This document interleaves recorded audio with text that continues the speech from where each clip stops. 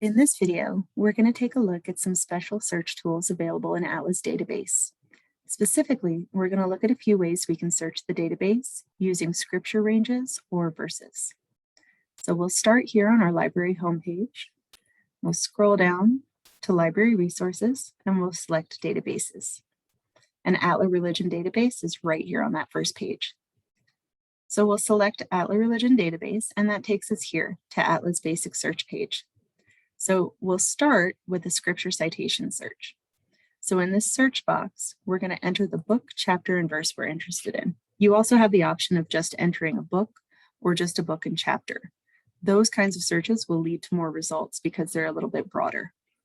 For this example, let's say we're interested in Romans 2:12. So we'll type that in the search bar, and then where it says select a field, we'll click there, come down to scripture citation, and then we'll click the green search button.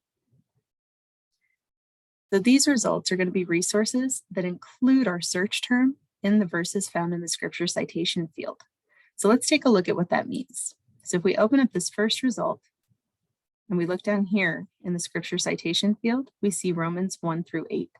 That means that this resource specifically focuses on Romans 1-8. So you'll notice that our search term falls in that range, but it's not the only focus. So this resource might not be focusing so much on what we've searched for, though it will include reference to it.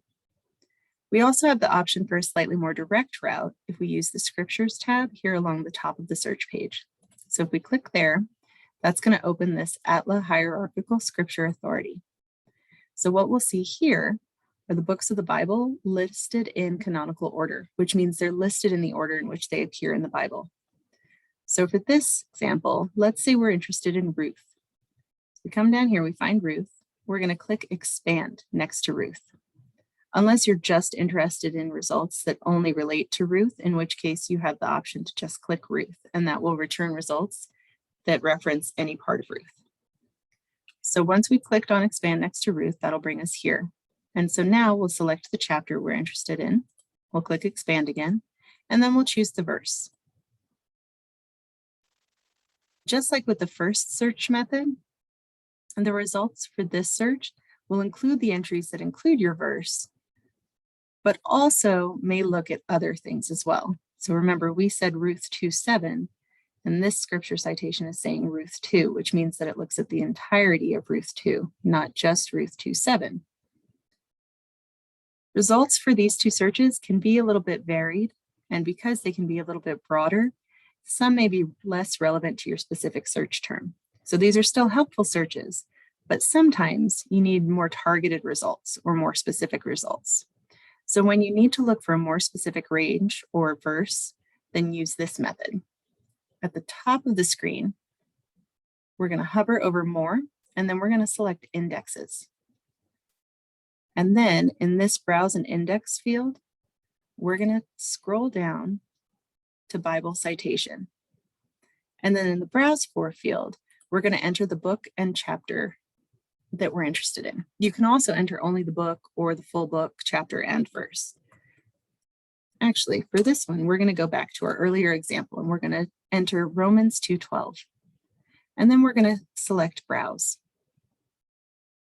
What we find here are a list of subject terms or tags that the database assigns to different resources that kind of describe what's talked about in those resources. So we see a long list here that include our specific verse, but also a couple of others. So we have the option now of selecting the tags that we want to look at more specifically. So let's say I'm interested in Romans 2:12, our specific search term, Romans 2:12-15, and Romans 2:12-2:16. But I think Romans 2:12-2:26 is just going to be too broad a range for me. You can also check over here in the right-hand side. This records count is going to let you know how many results are going to be shown that relate to your specific search term. So once you've selected the ranges or tags that you're interested in, you're going to click add. And what that's going to do is that's going to add those tags up here to our search. Once you've finished selecting the ones that you want, your indexed verses, you're going to click on search, and that's going to return results that focus a little bit more specifically on what those search terms were. So for instance, we click on this second one, we see that scripture citation, it focuses on Romans 2:12 through 2:15. And that was one of the search terms that we had selected. So this is going to be a little bit more targeted than those first two results. An important note when using this index is that the index orders the books alphabetically. So if you're looking for a book that begins with a numeral, such as 1 Corinthians, you're going to need to enter Corinthians, first as your search term. And then if you're looking for a particular chapter in the book, you'll put a space followed by the book number. So for example, if you're interested in 1 Corinthians 3, you'll enter Corinthians, first, space 3, and then click browse. And that's going to bring up the results that you're mostly looking for.